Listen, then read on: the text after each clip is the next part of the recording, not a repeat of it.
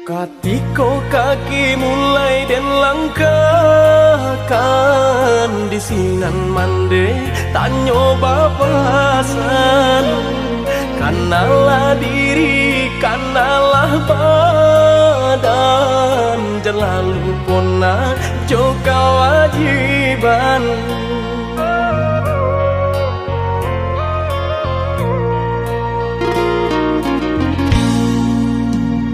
Jika tiba di tanah Subarang,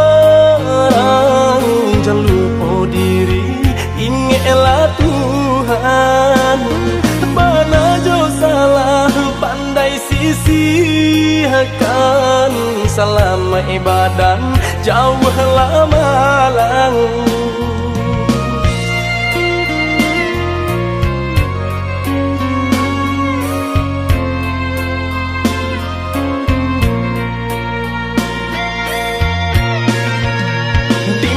Bumi dipijak sinar langit dijunjung, karena diri nak tahu diuntung.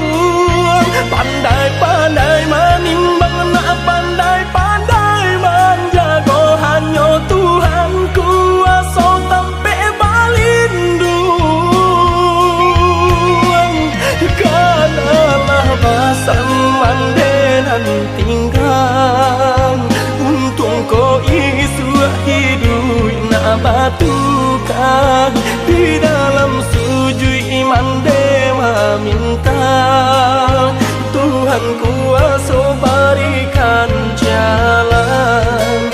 Di dalam sujud iman dewa minta Tuhan kuasa berikan jalan.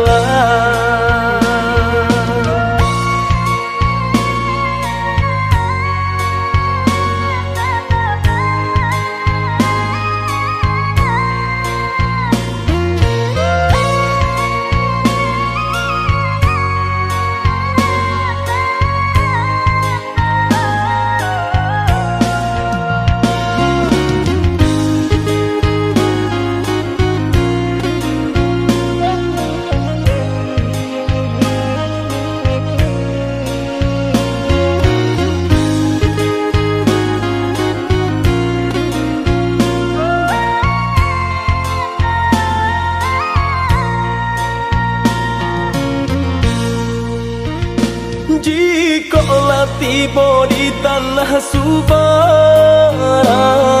jangan lupa diri, ingatlah Tuhan.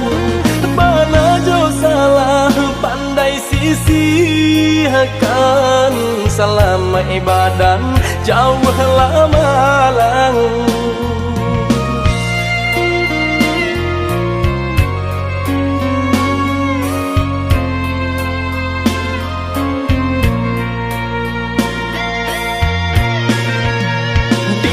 Bumi dipijak